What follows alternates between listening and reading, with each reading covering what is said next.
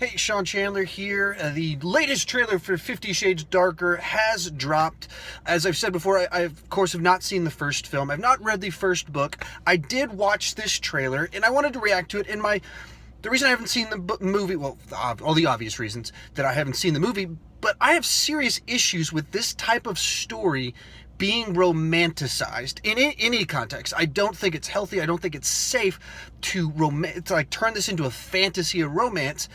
And I've read the synopsis of the whole story kind of in detail, many articles about it. I've read all kinds of quotes from the actual book itself that this is clearly not just like, ooh, cutesy bondage fantasy.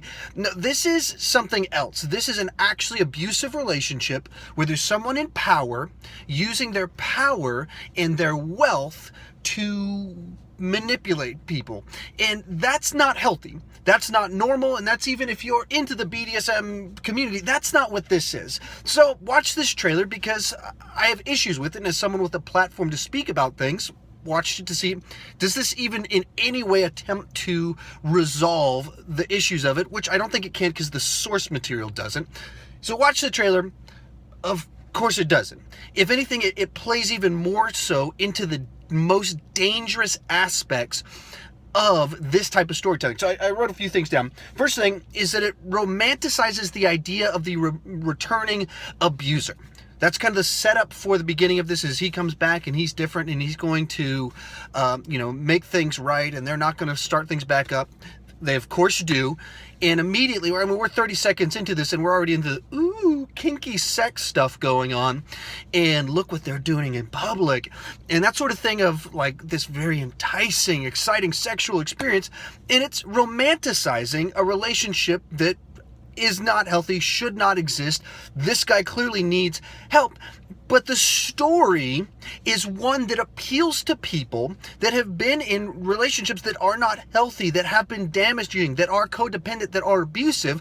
And there's always this hope, this thought of there's something good in that person, that maybe they will come back, maybe they will change, maybe something will be different. And that's kind of the foundation of what this story appears to be saying, is that he comes back and maybe he's different, maybe he's changed. That's our starting point. Second one, it normalizes abusive relationships. Like, hey, I know he's awful. I know he treats her badly. I know that there's serious issues that he has. We're talking all throughout this trailer about how he needs help, how he has a bad relationship, how there's stuff going on with him that should not be going on. But he's really attractive, and man, he can make things steamy, and man, he's really into me. Oh man, look how wealthy, look at all these exotic things that we can do. And these are issues in our culture right now. Like, the president-elect right now was raked over the coals for good reason for being a rich white guy that thought that because he was rich white, he could just do whatever he wanted and grab women and manipulate all kinds of stuff like that. For a good reason, society did not think that that was okay and had issues with that. And, the idea that it was just locker talk was not good enough. Like, no, this is serious. This guy is unqualified. Serious discussions for good reasons. And what movie's coming out next year that's surefire to make tens of millions, maybe $100 million in an opening weekend? A movie about a rich white guy that uses his wealth of power and position of authority to manipulate people to get what he wants, which is a very toxic and unhealthy version of a relationship where he's very controlling. And even within the realm of the story, it acknowledges that there's serious issues here. That's normalizing an abusive, controlling relationship by making it into like this pretty romanticized version of it. Like, he's really bad, but he's got a great side, and look at all this great stuff about him. Next one. It's exploiting a woman's desire to be wanted. So this idea that the rich, handsome guy with power and all these different things is interested in this totally plain, normal girl is kind of that's a fantasy type story that many women have. They want to be noticed. They want to be beautiful. They want to be wanted. And really all of us want that. But that tends to be the types of fantasies that you see in romance novels. That's the appeal of Twilight. The idea of a totally average girl having two different supernatural guys that are attractive want her. That's the appeal of it. That's what makes people flock to it, even though it's poorly written, bad storytelling. And that's what this is once again here. That the guy that's the dream guy wants the plain girl. Of course, the plain girl is an A-list actress that looks like an A-list actress, of course, but that's the idea of the story. And it tells a dangerous story out of that. It exploits this desire to be wanted and kind of the titillation that comes from the fantasy, living vicariously through a story of someone being wanted by someone like this with power, wealth, handsomeness.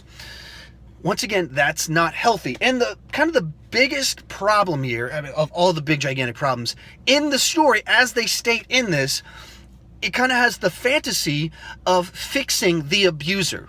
So you got Kim Basinger saying, you're not the first person to try and fix him, with the idea, of course, that Anastasia, I believe is her name, is going to be the one that's trying to fix him. And I believe that's where the series ends. Spoiler alert. But I'm pretty sure it ends with someone keeps going back to an abusive, unhealthy relationship, and then she fixes him. That's a dangerous fantasy. And the story tries to like disarm it by having a guy, I think it's the guy that was on the first season of Smallville, I think Whitey, I think it's the same actor. And he says, you know, do you want to be kept or do you want to be respected? So it kind of disarms it. Hey, we know that this relationship's unhealthy, but they're working on it. They're going to fix it. And you'll see where the story goes and it'll be okay in the end. Well, no, that's not okay, saying that we acknowledge it or it's going to be okay in the end, because real life people fantasize about that. That's the fantasy of when there's someone you love that's abusive. It's that you'll be able to fix them, that you'll be able to get them out of the brokenness. So you keep going back because they make promises, they say things, they bring a gift.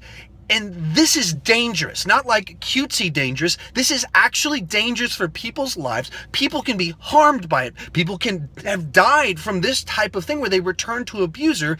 And when you fantasize about that, when you romanticize the idea that just go back to him, you can fix him. If you just, then he will. That is horrible advice. That is dangerous advice. It's not a good story to tell for people because it has incredibly dangerous consequences.